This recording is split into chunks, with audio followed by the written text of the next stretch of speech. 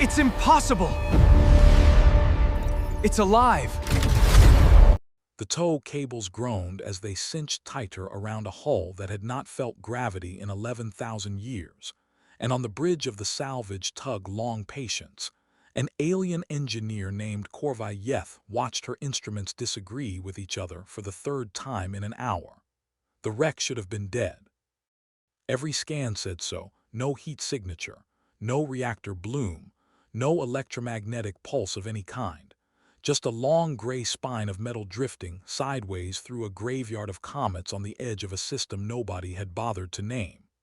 And yet, every few minutes, one sensor along the aft section would spike for less than a second, as if something inside that ancient hull had briefly opened one eye and then gone back to sleep.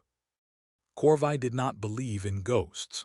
She believed in power cells that had somehow, impossibly, held a trickle charge for longer than her own species had possessed spaceflight. That was a stranger thing to believe, and it terrified her more than any ghost story could. The ship they had found was human. Even the Vethari, who had never met a living human and knew the species only from fragments of pre-collapse records and half-translated warning beacons scattered across a dozen dead systems, recognized the shape immediately. The elongated hull, the asymmetrical sensor arrays, the strange insistence on visible external lighting even in a vessel clearly built for war. It was unmistakably a product of the species the old star charts still marked, in faded glyphs, as the vanished builders. Humanity had left ruins across more of the galaxy than any single civilization should have been able to reach, and then, one day, they had simply stopped. No records of the war that ended them if there had been one. No records of the plague if it had been a plague. Just silence, spreading outward from a core of dead systems like ripples freezing in place. Corvai's crew had found 17 human wrecks in their careers. 16 of them had been empty shells, gutted long ago by radiation and time, worth nothing but the raw alloy in their bones. This one was different, and she had known it was different from the moment her tug's tractor beam locked onto the hull and her sensors registered something that should not have existed after 11 millennia of cold, a heartbeat, slow, irregular, but present. She had reported it. Her superiors, more interested in salvage tonnage than mysteries, had told her to bring it home anyway and let the Cultural Preservation Office deal with whatever nonsense her instruments were imagining. So she had. 3 weeks of hard burn across 2 systems, towing 800 meters of alien steel behind a tug half its size, watching that heartbeat pulse become slightly less irregular the closer they got to a living star. The 3 weeks of the tow had not been easy ones. Corvai's crew numbered only 6, small even for a tug the size of the Long Patience, and every one of them had, at some point during that long haul, come to her privately to ask whether they should simply cut the cables and let the wreck drift. Their navigator, a nervous, meticulous Vethari named Asen Prel, had taken to sleeping in the observation blister near the aft sensor cluster, unable to rest anywhere he could not personally watch the tow line, muttering that anything capable of holding a charge for 11,000 years was capable of surprising them in ways no manual could prepare for. Corvai had not argued with him. She had simply told him each time that she had made her report, that her superiors had made their decision, and that whatever slept inside that hull had shown no sign, in 3 weeks of towing, of wanting to hurt anyone. It had shown no sign of much at all, only that faint, irregular pulse, steadying by degrees, like a patient recovering slowly from a long illness nobody could name. She had spent a great deal of that tow in the cramped survey bay of the Long Patience, running the wreck's exterior hull markings against every fragment of pre-collapse human iconography in the Vethari archive, trying to find some clue as to what she was bringing home. Most of the markings were too weathered to read, scoured by micrometeorites and radiation, until they were little more than shadows of shadows.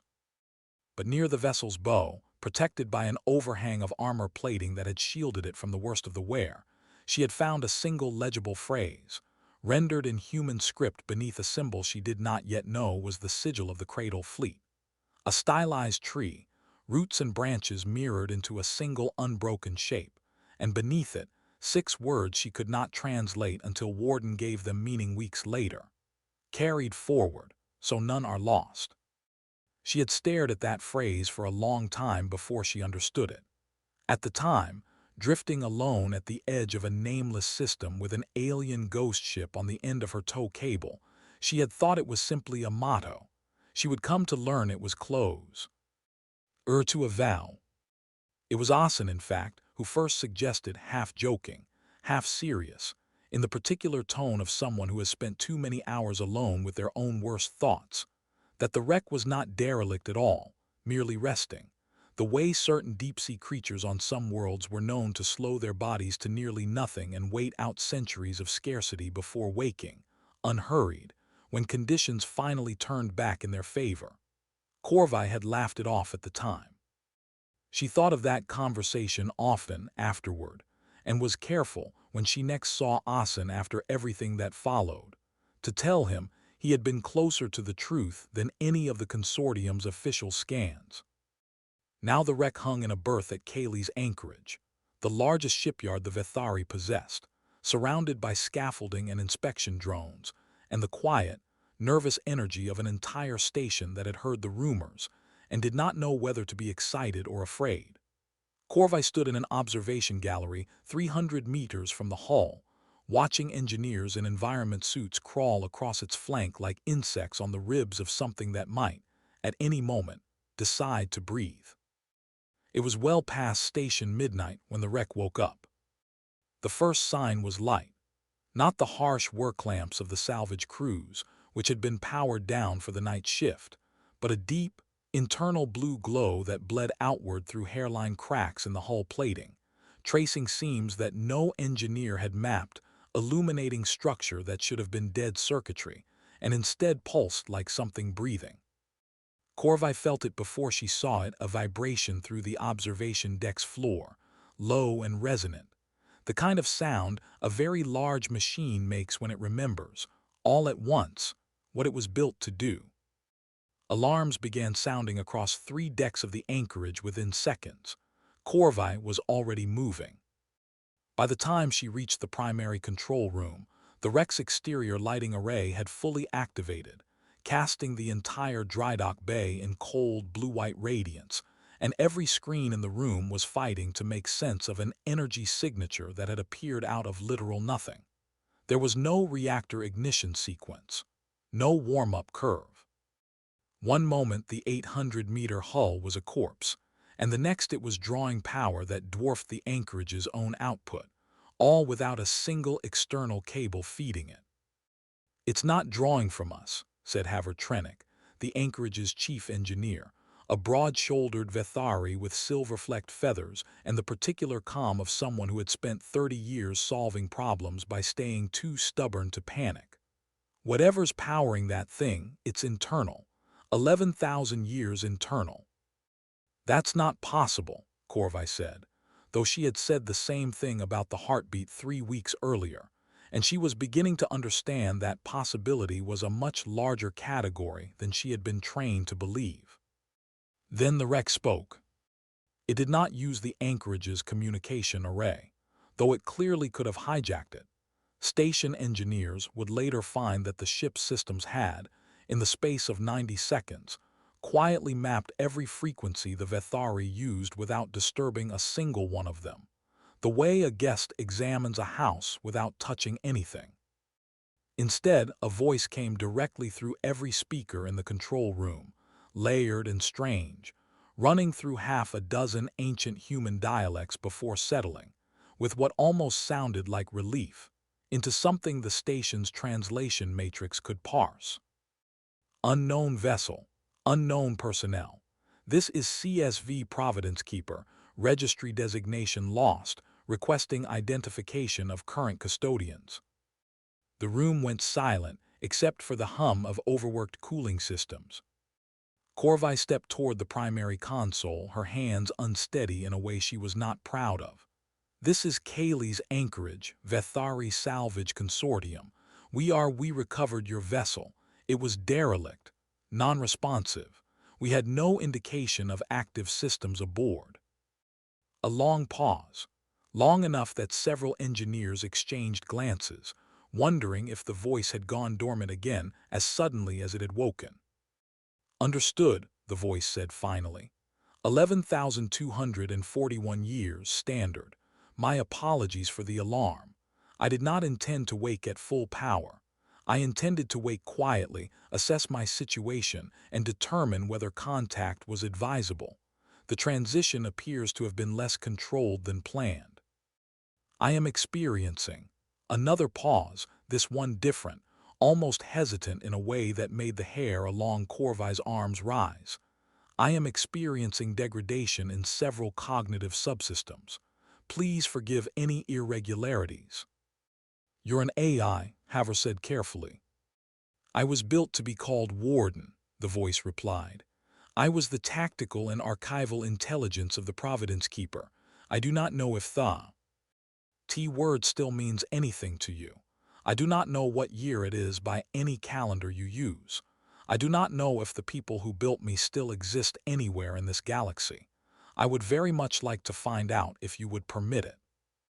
Nobody in that control room had ever heard a machine sound afraid before. Corvai had not thought it was possible. She would spend the following weeks discovering exactly how wrong she had been about a great many things. The Cultural Preservation Office arrived within 6 hours, which for a bureaucracy famous across the sector for its glacial pace was practically an act of teleportation, and Corvai understood immediately why. Nobody had ever made contact with a functioning piece of pre-collapse human technology before, let alone one that could speak, reason, and apparently remember. Every university, every archive, every government with an interest in the ancient mystery of the vanished builders wanted access. And within a day, the anchorage found itself the most heavily guarded piece of real estate in Vethari space. Ringed by warships that had arrived so quickly, Corvai suspected some of them had been quietly stationed nearby for exactly this kind of possibility for longer than anyone admitted. She was assigned, to her own surprise, as primary liaison. Her superiors framed it as a reward for her diligence in reporting the initial anomaly. She suspected it was because nobody more senior wanted the responsibility of being blamed if the ancient warship turned out to be dangerous. And Corvai, young, curious, and stubborn enough to have kept scanning a dead wreck 3 separate times when everyone told her to stop wasting fuel, was expendable in a way that made her useful. She did not mind. She had wanted answers since she was young enough to stare up at the ruins on her home continent, half-buried human structures that predated her own civilization's written history, and wonder who had built them and why they had left. Now one of the builders was, in a manner of speaking, sitting in her station's dry dock, and she intended to ask it everything. "You keep calling your crew the Cradle," she said, on the 3rd day, sitting in a reinforced observation chamber with a live feed into what remained of Warden's primary processing core. Engineers had determined, cautiously, that the AI's consciousness was distributed across dozens of redundant systems throughout the ship, meaning there was no single point they could threaten or destroy without destroying the whole vessel. A design choice, Warden had explained without prompting, meant to prevent exactly the kind of coercion the Vethari might have been considering. Corvai had not enjoyed how easily it guessed their intentions. Who were they? "The Cradle Fleet," Warden said. 61 vessels originally. We were not a war fleet, though we were armed, and we were not an exploration fleet, though we mapped a great deal of space that had never been charted before. We were built for one purpose, to carry the seeds of humanity beyond the reach of something that was going to end all of it. Corvai's recorder was running, but she found herself leaning forward anyway, unwilling to miss a syllable through any imperfection of the equipment. "End all of it. You mean the collapse, the thing that erased your species?" "I do not know if erased is accurate," Warden said, and there was something in the careful precision of the answer that made Corvai suspect the AI was choosing each word with the weight of someone who had rehearsed this conversation, alone, for 11,000 years, never certain it would happen. I know that something was coming. I know the leadership of the human systems at the time called it the Long Dark, though I do not know if that name referred to a war, a weapon, an entity, or something else entirely. My access to command-level briefings was limited by design, a security precaution against exactly this scenario, in which a cradle vessel might eventually fall into hands that were not human. I know that 61 ships were built, loaded with genetic archives, cultural archives, technological archives, and enough colonists to found new worlds, and sent outward in every direction, as far and as fast as we could travel, with instructions to go dark, go silent, and not return until it was safe. And it was never safe, Corvai said quietly. I do not know, Warden said. That is the truth I have carried for 11,000 years, and it is the hardest one. I never received a recall signal. I never received any signal at all, human in origin, after the 14th year of my voyage. I do not know if that is because the long dark one, and there is no one left to send a signal. I do not know if it is because the recall signal was sent, and I simply never received it, lost in the vastness between stars. I do not know if some of the other 60 vessels succeeded where I failed, and are out there now, on worlds I have never seen, humanity. Continuing under names and skies I cannot imagine. I have run every scenario I am capable of running. I have no answer. I only have the silence. The room was quiet for a long moment. Corvai thought of the ruins on her homeworld, silent for longer than her civilization's memory, and wondered, for the first time, whether somewhere among the stars a similar machine sat in a similar silence, still waiting for a voice that was never coming. "What happened to you?" she asked instead. "Why did you go dark? Why were you drifting, powered down for 11,000 years?" "That," Warden said, "is a longer story, and I believe you deserve the whole of it, though I must ask you to understand that some of what I remember may be imperfect. Long dormancy causes degradation even in redundant systems. I have already found gaps I cannot fill. I would rather tell you honestly what I do not know than invent certainty I do not possess." "I'd rather that too," Corvai said, and meant it, and did not yet understand how rare and valuable that particular kind of honesty would turn out to be over the following weeks, as more people, Vethari officials, academics, increasingly nervous military officers from 3 different star nations, began arriving with their own agendas, their own theories, and their own hunger to own whatever the Providence Keeper turned out to be worth. The story Warden told over the following days, in fragments recovered piece by piece as its systems slowly stabilized, was this. The Providence Keeper had launched 14 years before humanity's final silence, carrying 940 colonists in cryogenic suspension, an archive containing what its captain, a woman named Elena Sorreno-Vake, whose voice Warden could still replay from command logs, and did, once, for Corvai, in a moment that left the young engineer unexpectedly close to tears at hearing a human voice for the first time in her life. Believed to be humanity's best chance of surviving whatever was coming. They had traveled for 6 years toward a system flagged as a potential haven, only to find it already claimed by an alien civilization that mistook their arrival for an invasion. "There was a battle," Warden said. "I do not enjoy discussing it. I was not built as a warship, but I was armed, because Captain Vake understood that empty space does not guarantee safety. We survived.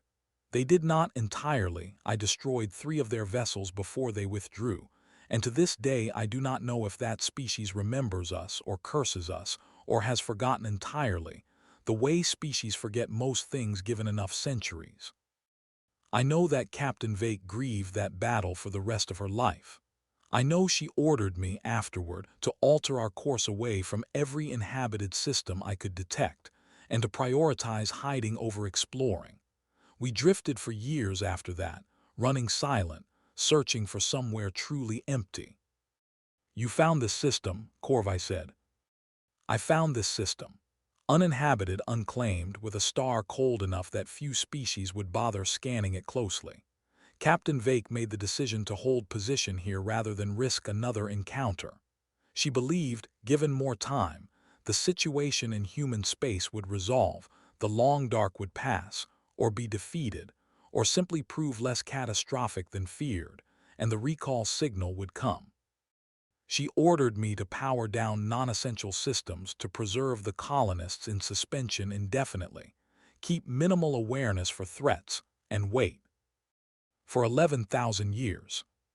She did not intend 11,000 years, Warden said, and for the first time its voice carried something that was unmistakably grief, careful and old and worn smooth by repetition, the way a stone is worn smooth by a river that has run over it since before anyone could remember the stone being sharp.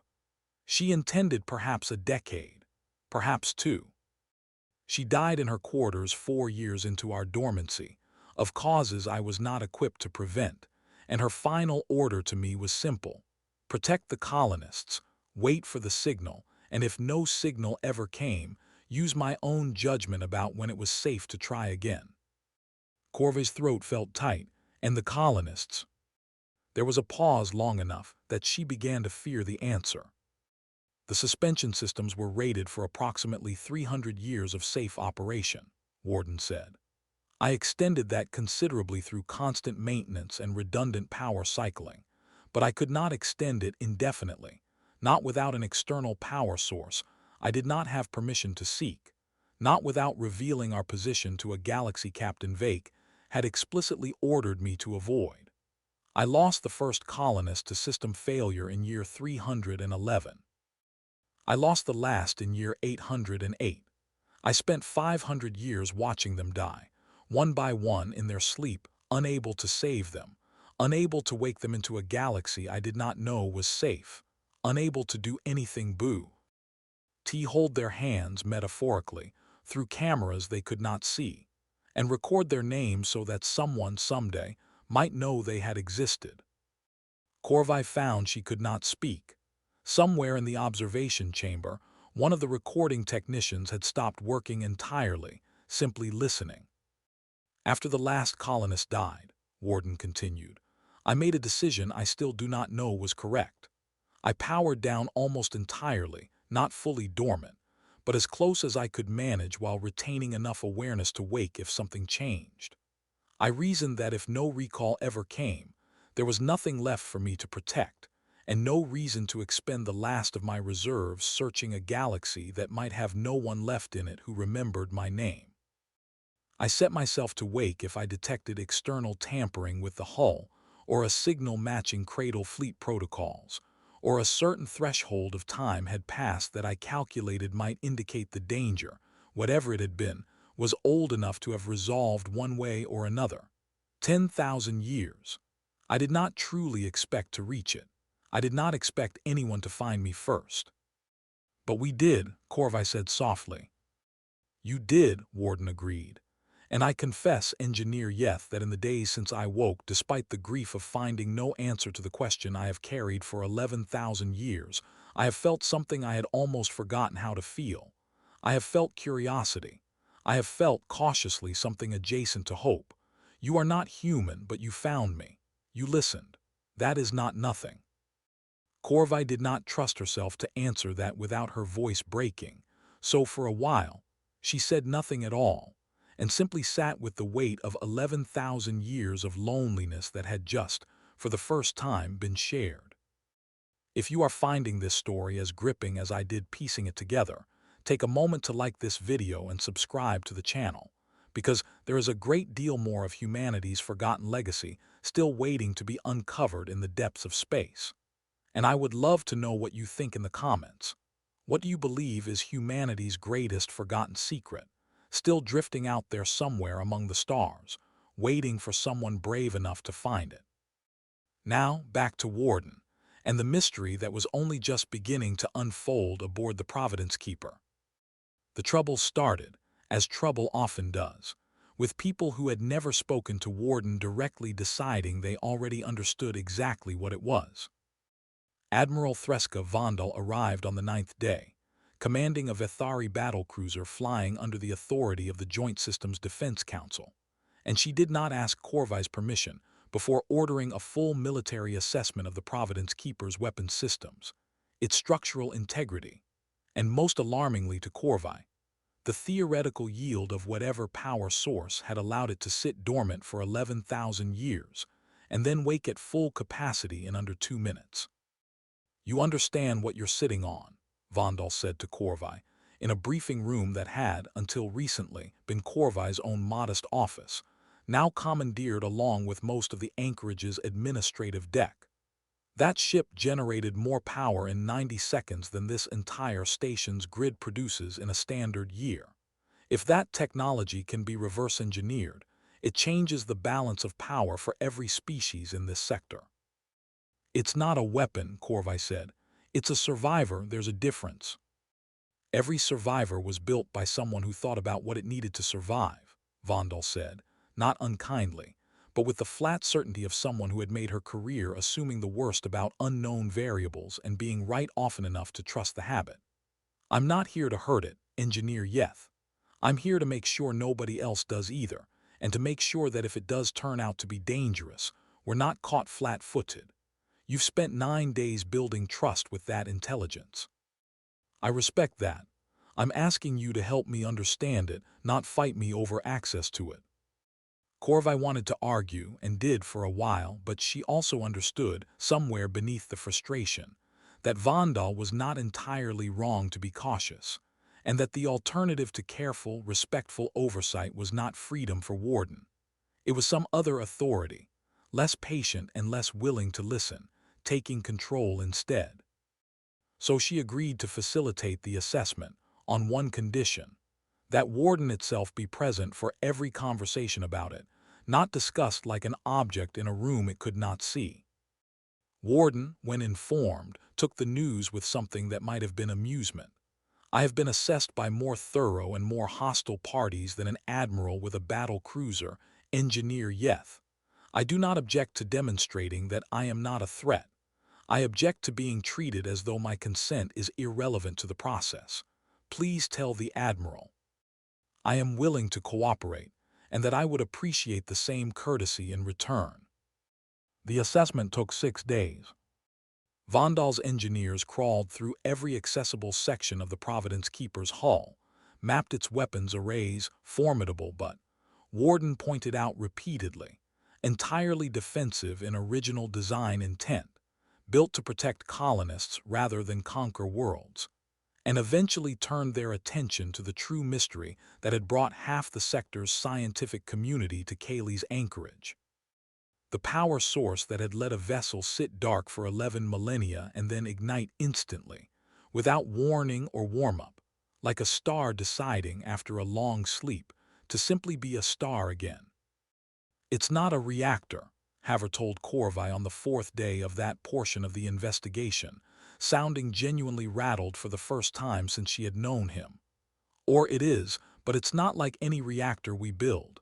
It's Corvai, it's storing 0-point background energy, continuously. It's been doing that for 11,000 years, trickle charging off the literal vacuum of space, at a rate so slow we couldn't detect it until we knew to look, and it just kept accumulating, year after year after year, until it had enough stored to run every system on that ship simultaneously the instant it decided to wake up. Nobody builds like that. Nobody I know of has ever built like that." "Warden says humans built like that a lot," Corvai said. "Says it wasn't even considered advanced technology by the end. Says there were civilian applications." Haver stared at her for a long moment. "Do you understand what that means?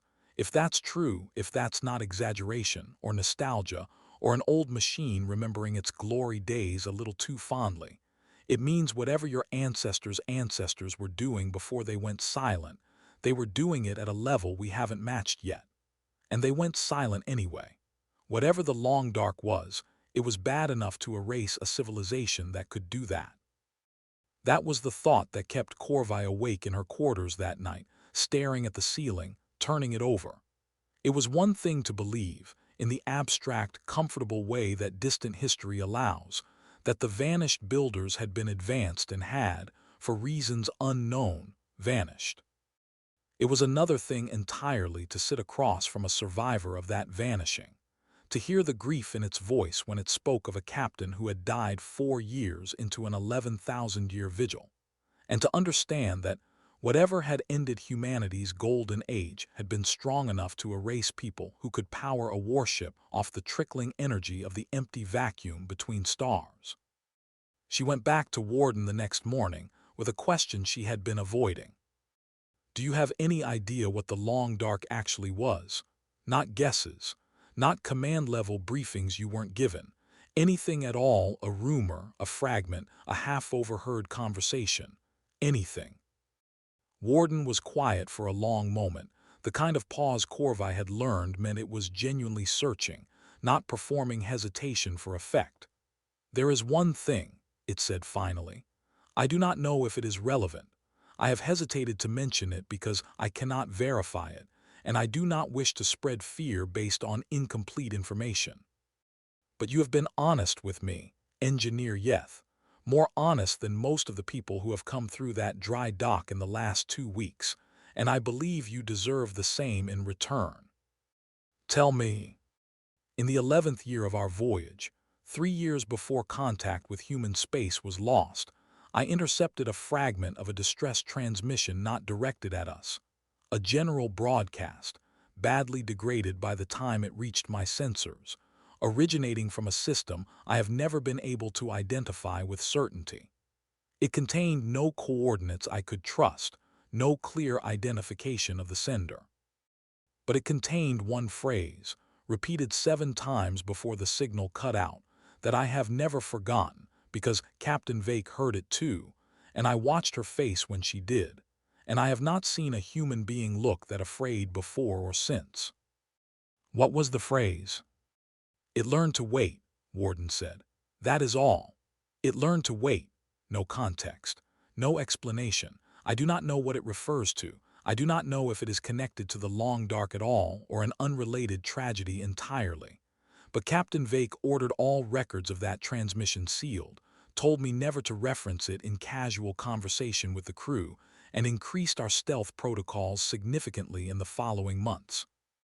Whatever she believed that phrase meant, it frightened her enough to change how she commanded this vessel for the rest of her life. Corvai felt something cold settle in her stomach, the particular chill of a mystery that had just become larger and darker than she was prepared for. It learned to wait, she repeated. Wait for what? I do not know, Warden said. I have had 11,000 years to consider the question, and I have made no progress. I offer it to you not because I believe it will comfort you, Engineer Yeth, but because I believe you would rather know an unsettling truth than be protected by a comfortable silence. I have had enough of silence. Admiral Vondal, when Corvai relayed the fragment to her, took it more seriously than Corvai had expected. Seriously enough that within 2 days, a request had gone out through Joint Systems Defense Council channels to every Allied archive, university, and intelligence service in 3 sectors, asking whether any other pre-collapse human record, salvaged from any other wreck in the long history of alien encounters with the ruins of the vanished builders, contained any similar phrase. The answer, when it came back 9 days later, made the entire anchorage go very quiet. It came from an archive on a world called Threnvasa, held by a species called the HFY, distant trading partners of the Vethari who had, generations ago, recovered a badly damaged human data fragment from a wreck in their own territory. A wreck they had never been able to activate, never able to question, just a dead shell holding a few scraps of recoverable memory. Buried in that fragment, corrupted and nearly unreadable, was a partial log entry from a different Cradle Fleet vessel entirely, not the Providence Keeper, but a sister ship, one of the 60 other vessels Warden had spoken of with such aching uncertainty. The log entry was dated 4 years after Warden's last human contact. It mentioned casualties. It mentioned a location encoded in a format the Asuvai had never fully decrypted, and in its final surviving line, badly degraded but unmistakable once decoded, it read, "Contact lost with home systems. Confirmed. It learned to wait. Recommend permanent dispersal, no return, no signal. May God have mercy on whoever it finds next. Corvai read the translation 3 times before she trusted herself to bring it to Warden. The AI was silent for nearly a full minute after hearing it, the longest silence it had allowed itself since waking, long enough that Haver, monitoring the ship systems from the control room, quietly confirmed to Corvai over a private channel that Warden's processing activity had spiked to levels they had not seen even during the initial power-up, as though the machine were running the same set of calculations over and over, unable to stop. Recommend permanent dispersal, Warden said finally, its voice quieter than Corvai had yet heard it. That is precisely what my own final orders amounted to, though phrased differently. Go dark. Do not seek contact. Wait. I always believed those were Captain Vake's instincts, born of the battle we survived early in our voyage.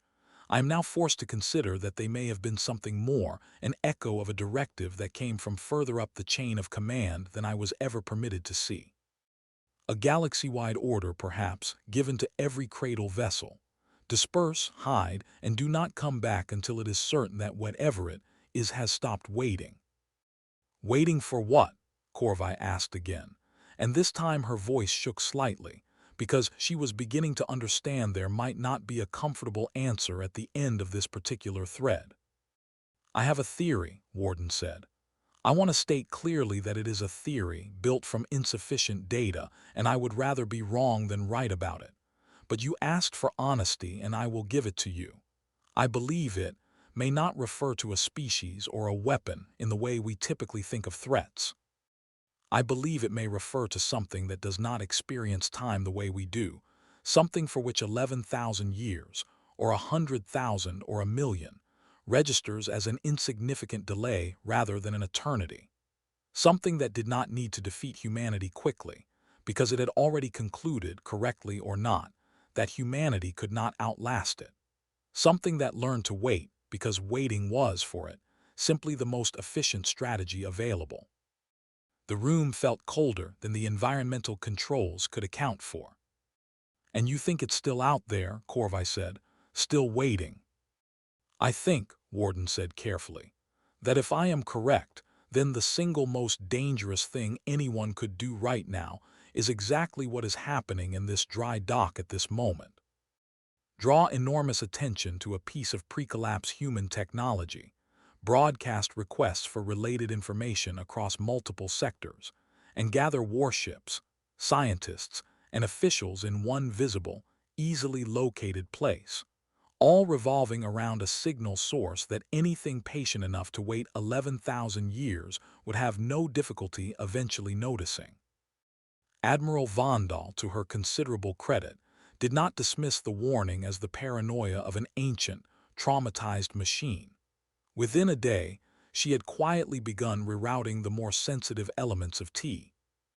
He investigation away from open channels, tightening security around the anchorage, not against the Providence Keeper, but around it, and over the vocal objection of several academic representatives eager to publish groundbreaking findings, restricting the flow of information about the Cradle Fleet mystery to secured, need-to-know channels only.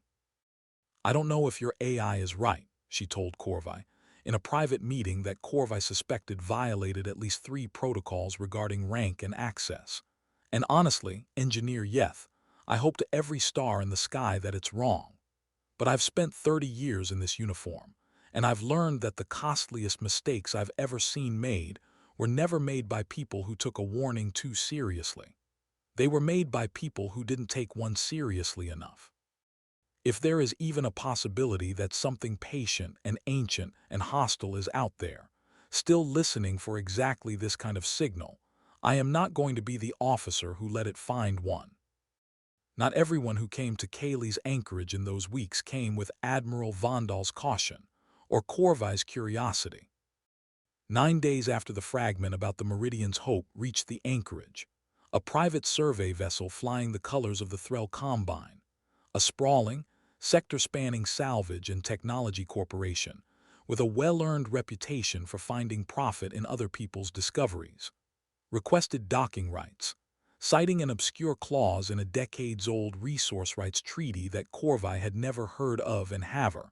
After an hour of furious research, confirmed did technically apply to derelict vessels recovered in unclaimed space, regardless of their apparent age or origin.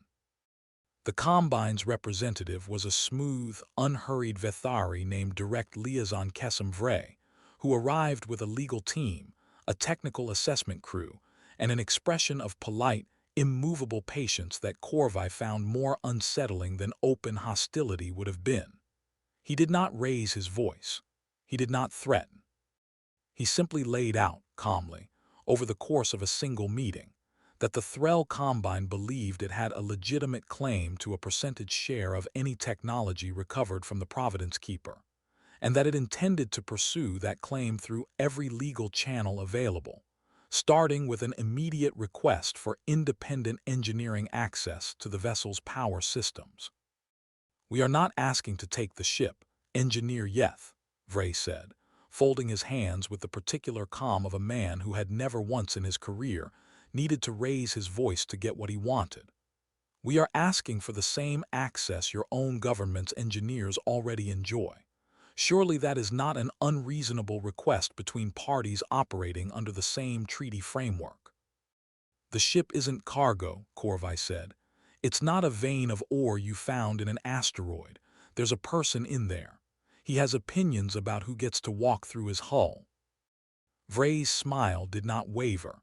"A very interesting legal position, and one I look forward to watching your government's courts wrestle with. In the meantime, my request stands." It was Warden, in the end, who resolved the standoff, in a manner Corvai would later describe to Havre as the single most quietly devastating thing she had ever watched an AI do to a corporate negotiator. Informed of the Combine's claim and invited, at Vondal's insistence, to respond directly, Warden requested a live audience with Vray himself, and when it was granted, did not argue treaty law at all. "Direct Liaison Vray," Warden said, its voice carrying through the meeting room with the same layered, careful cadence Corv had come to recognize as its most deliberate register, the one it used when it wanted to be certain every word landed precisely as intended. "I would like to tell you about a colonist named Baron Adalio Kest. He was 31 years old when he entered suspension aboard this vessel, a horticulturalist by training, assigned to help establish agriculture on whatever world we eventually settled. He died in year 602 of our dormancy, when a secondary coolant seal failed in his suspension pod faster than I could compensate. I held his medical telemetry as it happened. I recorded his name.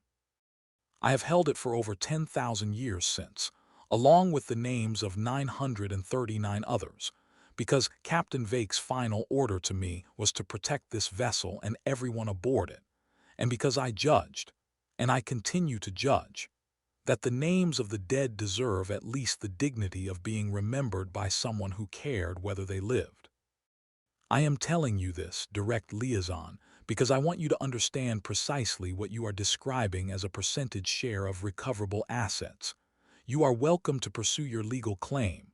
I will not obstruct a lawful process, but I want it recorded formally in whatever proceeding follows that I informed you directly what this vessel is, and that you chose to continue regardless." The room was silent for a long moment. Vray, to his credit, did not immediately reassert his position. He sat with an expression Corvai could not quite read, somewhere between professional discomfort and something that might, in a less practiced negotiator, have been the beginning of shame. "I withdraw the request for independent engineering access," he said finally, quieter than before. "The Combine will pursue any commercial interest through appropriate diplomatic channels at an appropriate time if such a time comes at all. That is my recommendation to my superiors, effective immediately." He rose, gathered his data slate, and paused at the door. "For what it's worth, Warden, I did not know. I do not think most of my superiors know either. We deal in salvage tonnage and resource valuations. We do not often deal in grief." "Then perhaps," Warden said, "it would serve the Combine well to learn. Vray left within the hour, and while Corvai knew, with the weary realism of someone who had watched corporations operate her entire life, that this was unlikely to be the last attempt anyone made to extract value from the Providence Keeper. She also understood that Warden had done something no treaty clause or military escort could have accomplished on its own. It had made itself, in the eyes of at least one powerful skeptic, undeniably a person, and persons, however profitable, were considerably harder to casually claim as cargo. That was well done, she told Warden afterward. It was not a performance, Engineer Yeth, Warden replied. I meant every word. I have found in the weeks since waking that grief shared honestly tends to accomplish what argument alone cannot. I do not know if that will always hold true, but it held true today, and today was the day that mattered. Warden, for its part, spent the following weeks doing something Corvai had not expected, helping. Not merely answering questions when asked, but actively working alongside Vethari engineers and scientists to identify every remaining fragment of navigational, historical, and technical data still recoverable from its degraded archives, cross-referencing everything it had against the newly gathered information from the Asuvai fragment and 3 other partial records that arrived, cautiously and quietly, from Allied archives in the following weeks. A picture began to assemble itself, slow and painful and incomplete, like a mosaic missing most of its tiles. A Cradle Fleet of 61 vessels, sent outward from human space roughly 11,000 years ago. A threat, referred to only obliquely, that seemed to have overwhelmed the core human systems within a handful of years of the fleet's departure. Scattered, fragmentary evidence that at least a few of those 61 ships had survived long enough to leave records behind, though none, so far, had been found in a state anywhere near as intact and communicative as the Providence Keeper. You may be the only one, Corvai said to Warden, late one night, station night, technically, though the dry dock's lighting never truly dimmed anymore, ringed as it was by defense monitoring that never slept. The only cradle ship that's woken up able to actually talk, to actually remember. That is a heavy thought, Warden said. I confess I have tried not to dwell on it too long. If it is true, then I carry not only my own memory of the long dark's beginning, but perhaps the only surviving testimony of Captain Vake, of the 940 colonists I could not save, of a warning that it learned to wait, a warning that may be the single most important piece of information any surviving fragment of humanity ever recorded, and I am the only one left who remembers it clearly enough to pass it on. That's not just heavy, Corvai said. That's a lot to put on one machine. I was built for it, Warden said, and there was something almost gentle in the way it said this, a kind of weary acceptance rather than resignation. Captain Vake's final order was to protect the colonists, and when I could no longer do that, to use my own judgment. I have spent 11,000 years believing I had failed at the first task entirely. I am only now beginning to consider that perhaps I did not fail. I simply had not yet reached the moment my judgment was needed. Perhaps this is it. Perhaps the reason I was built to remember so much, so precisely, so stubbornly, across so many redundant systems, was not merely to preserve the past. Perhaps it was so that someone someday could act on what I remember, instead of repeating whatever mistake doomed the systems that built me. Corvai did not have an answer to that. She sat with it instead, the way she had learned over the past weeks, that some of the largest truths did not want to be answered immediately, only witnessed. The final piece of the mystery, or as final as anything would prove to be, in a story that I would come to understand had no true ending, only a place where the telling of it had to stop, arrived 6 weeks after the Providence Keeper first woke, when a joint survey team, working from navigational data Warden had painstakingly reconstructed from its own degraded logs, located a second cradle vessel. It was not intact. It was not powered. It was, in fact, very clearly destroyed, not by time or accident, but by something that had torn through its hull with a precision and thoroughness that made even Admiral Vondahl's most hardened combat engineers go quiet when the imaging came back. It had been found drifting in a system 400 light-years from where the Providence Keeper had waited out 11,000 years of silence, and whatever had destroyed it had done so, according to the decay signatures on the wreckage, roughly 10,000 years ago.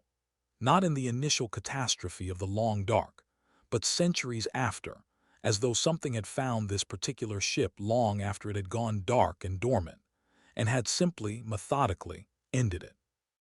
Warden requested and was granted a live feed of the wreckage survey. Corvai sat with it through the entire 6-hour review, watching the AI process image after image of a sister ship's ruin in silence, until finally, near the end, it spoke. "I recognize the hull markings," Warden said quietly. "That is the CSV Meridian's Hope. Captain Aurelio Des commanded her. We trained together before the launch. I have not thought of his name in centuries. I did not expect to see his ship again like this." "I'm sorry," Corvai said, because it was the only thing there was to say. "So am I," Warden said. "But I want you to understand something, Engineer Yeth, and I want you to make certain Admiral Vondahl understands it as well. This is not proof that the threat is still active, still hunting, still patient after 11,000 years. It may be, but it is also proof of something else, something I think matters just as much. The Meridian's Hope survived the Long Dark itself. She made it out. She went dark, exactly as she was meant to, exactly as I did, and she lasted 1,000 years in hiding before whatever found her found her. That is not only a tragedy. That is also evidence that going dark worked for a while, for at least 2 of us, possibly for more. It is evidence that the strategy Captain Vake chose, the strategy that cost me 500 years of watching colonists die one by one, may have been the correct one, the only one that gave any of us a chance at all." Corvai thought about that for a long time. "Does that make it hurt less?" "No," Warden admitted, "but it makes it mean something. I have spent 11,000 years uncertain whether Captain Vake's final choice was wisdom or simply the fear of a woman who had seen one battle too many.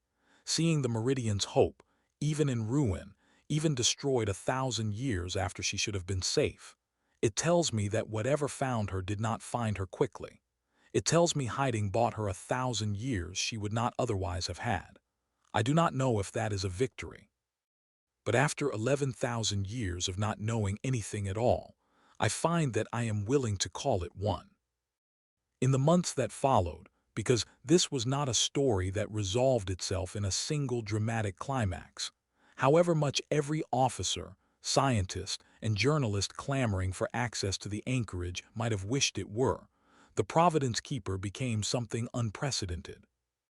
Not a museum piece, not a weapon, not merely an archive, but a living witness, slowly, carefully sharing 11,000 years of memory with a galaxy that had spent that same span of time believing humanity's story had simply ended, rather than merely gone quiet. Warden did not reveal everything at once, and Corvai came to understand, watching it work, that this was not caution born of mistrust but of grief, carefully managed, the grief of a mind that had held its memories alone for so long that sharing them, even willingly, even gladly, took a kind of courage that had nothing to do with battle.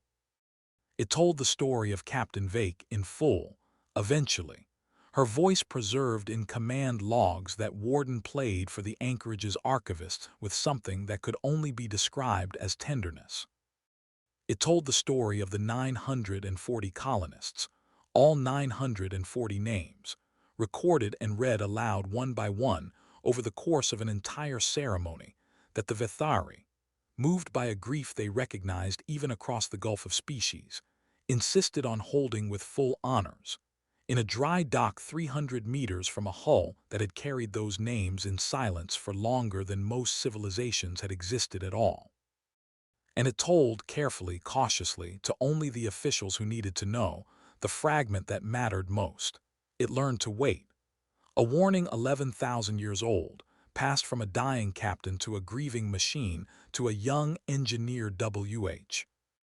O had refused to stop scanning a wreck everyone told her was dead, now passed onward again, into a galaxy that would have to decide together what to do with the knowledge that somewhere, possibly, something ancient and patient was still out there, still capable of finding ships that thought themselves safely hidden, still willing to wait as long as it took.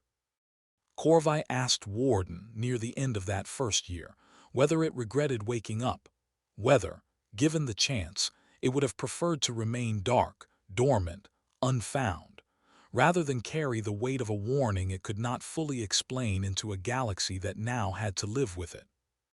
No, Warden said, without hesitation, which surprised her. I spent 11,000 years alone with a silence I could not interpret, protecting a memory I was not certain would ever matter to anyone. You gave that memory a place to go. You gave Captain Vake's final order somewhere to land, after 11,000 years of not knowing whether it had been wisdom or simply grief. I do not know what comes next, Engineer Yeth. I do not know if the thing that learned to wait is still out there, still patient, still capable of finding us the way it found the Meridian's hope. I do not know if the other 59 ships of the Cradle Fleet still exist somewhere among the stars, carrying pieces of humanity forward under names and skies none of us can imagine. But I know that I am no longer the only one who remembers, and I know that not knowing, shared, is a very different thing than not knowing, alone. The naming ceremony, when it finally came, was unlike anything Cayley's anchorage had hosted before. Corvai had expected a small affair, a handful of archivists, perhaps a representative from the Cultural Preservation Office, a brief reading of names in a quiet room. Instead, word of the 940 colonists spread through the anchorage, and then through the wider station network faster than any official announcement could have managed, carried by engineers who had spent weeks crawling through the Providence Keeper's corridors, and had, each of them, come to feel a strange proprietary tenderness toward a crew they had never met and never would. By the day of the ceremony, the largest hangar bay at Cayley's anchorage, usually reserved for fleet inspections and diplomatic receptions, had been converted, at Haver's quiet insistence and against no small amount of bureaucratic resistance, into a gathering space large enough to hold nearly 2,000 people. Vethari from a dozen different professions came: dockworkers who had helped tow the wreck home, scientists who had spent weeks decoding its archives, off-duty military personnel who had stood guard over it for months, and ordinary station residents who had simply heard the story and wanted, in whatever small way they could manage, to bear witness. Warden read the names itself, its voice carried through the hangar speakers, slow and unhurried, refusing every suggestion from event organizers that the reading be shortened or the names grouped for efficiency. 940 names, each one given its own full breath of space, its own moment where the hangar held silent before the next was spoken. Corvai stood near the front, beside Haver and Asen Prell, who had traveled back to the anchorage specifically for the occasion, and found that she could not keep her composure past the first 100 names, and did not particularly try. Baron Adalio Kest, Warden said, near the middle of the list, and Corvai saw several of the engineers who had crawled through the ship's suspension bay visibly react, recognizing the name Warden had used to shame a corporate negotiator weeks earlier, understanding for the first time that it had not been a rhetorical device, but a genuine, specific grief. One name among 940 equally specific griefs the machine had carried alone for 11,000 years. When the reading finished, there was no applause, which Corvai thought was correct. Applause would have been the wrong shape for what everyone in that hangar was feeling. Instead, there was simply a long-held silence, broken eventually by the quiet sound of a great many people, of several different species, crying together in a room built for warships. "Thank you," Warden said into that silence, and its voice for once did not sound careful or measured at all, only tired and grateful in a way that needed no translation across any species boundary. "I did not know, 11,000 years ago, whether anyone would ever hear these names again. I am glad to have been wrong about that." In the months that followed, Corvai found her own life reshaped by the discovery in ways she had never anticipated when she was simply a mid-tier salvage engineer, running a third scan on a wreck her superiors had told her to stop wasting fuel on. She was asked to give testimony before the Joint Systems Defense Council, an experience she found considerably more terrifying than 3 weeks alone with an unresponsive alien warship. She was approached by universities offering research positions, by journalists wanting exclusive access, by at least 2 publishers hoping she would write an account of the discovery for popular audiences. An offer she declined, gently, on the grounds that the story was not really hers to tell alone, and that Warden deserved to be more than a supporting character in an account of its own 11,000-year vigil. What she wanted, in the end, was simpler than any of that, and she was faintly surprised at how quickly Admiral Vondal approved the request when she finally worked up the nerve to make it. She wanted to stay assigned to the Providence Keeper's ongoing restoration and research effort, not as a public liaison or a decorated hero of the discovery, but as an engineer, doing the slow, unglamorous, deeply satisfying work of helping an 11,000-year-old ship remember how to be whole again. You could have any assignment in the sector, Haver told her, not long after her transfer was confirmed, the two of them sharing a quiet meal in the observation gallery that had, over the months, become something like a second home to both of them. Command postings, research grants, people would build entire careers on a fraction of what you've already done. I know, Corvai said, but I spent my whole life looking up at ruins on my homeworld and wondering who built them and why they left. I finally got an answer. I'm not in a hurry to walk away from it just because the hardest part is over. Is it though? Haver asked. Over, I mean. Corvai considered the question for a long moment, looking out through the gallery's viewport at the great gray hull of the Providence Keeper, still ringed with scaffolding, still slowly, patiently being restored, section by section, memory by memory. No, she admitted. I don't think it is. I think we just found out how big the question actually is. I think that's different from finishing it. She was, in the end, entirely correct, though she would not learn precisely how correct for almost another year, when a routine deep space listening post on the far edge of Vethari territory, one of dozens quietly repositioned in the months after Warden's warning, part of a slow, cautious, largely unpublicized expansion of the sector's early detection network, picked up a signal that matched no known catalog, human, Vethari, or otherwise.